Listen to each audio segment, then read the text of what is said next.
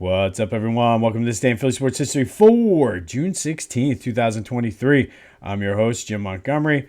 Before we get started, I want to wish a special 45th wedding anniversary, or happy 45th wedding anniversary to my parents. Love you guys. Congratulations. Quick programming note. I mentioned this, but we will not be having a Back to the Future this week.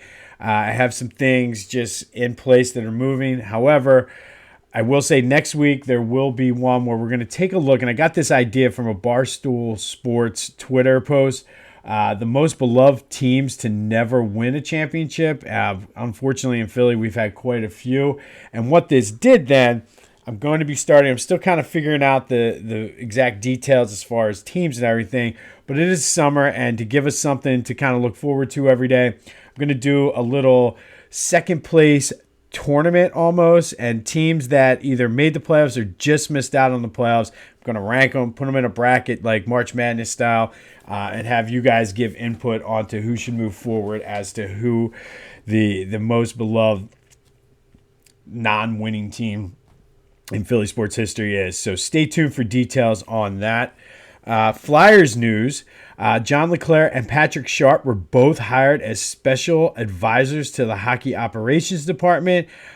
Basically, they're going to be focusing on player development, which with a team that is basically kind of breaking away and selling off parts and looking to get younger. I like this move.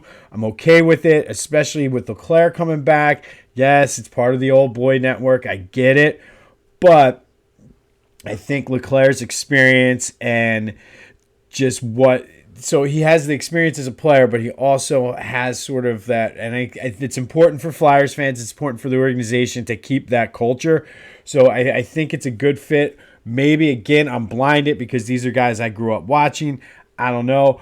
But they will be working underneath Danny Briere, who I trust. I've gone on record multiple times saying the fact that he went to Wharton, the fact that he worked as a scout, all of this, I think, makes him somewhat different than some of the other guys who have been in this position. So I will put my trust in him because ultimately they will be answering to him.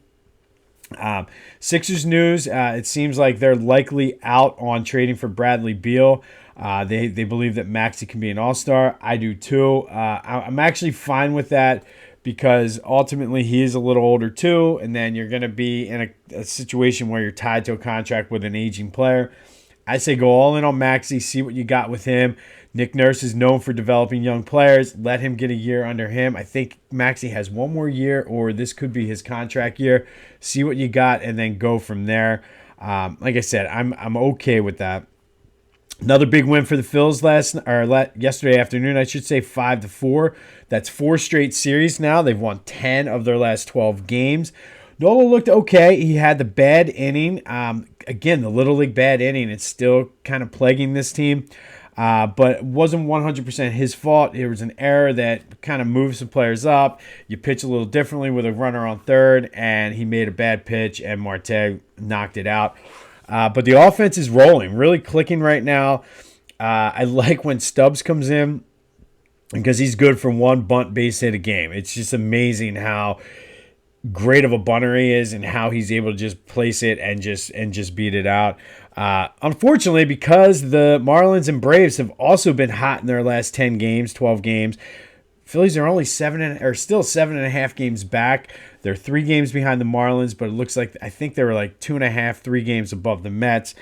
So they did put some distance between there, but it's all 3 of those teams are hot right now. They're in Oakland this weekend for 3, who've actually been kind of hot themselves, cooling off somewhat now, but I think they've won.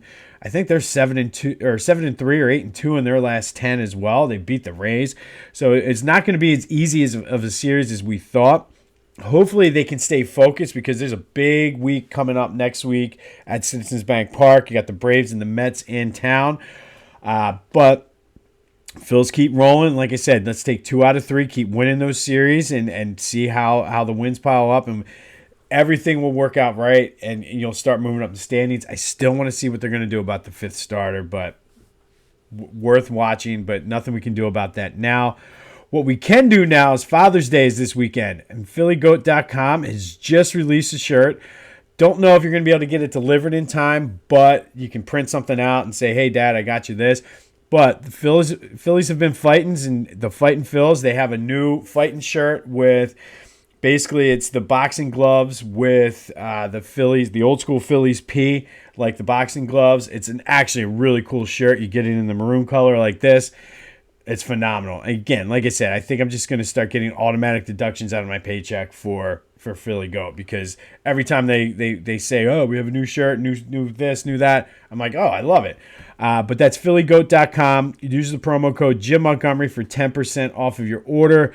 Might not get it in time for Father's Day, but print it out, put it in a card, say, Dad, I was thinking of you. Here you go. While you're at it, buy 2 or 3. But make sure to use that promo code Jim Montgomery for 10% off of your order. All right, it is U.S. Open weekend.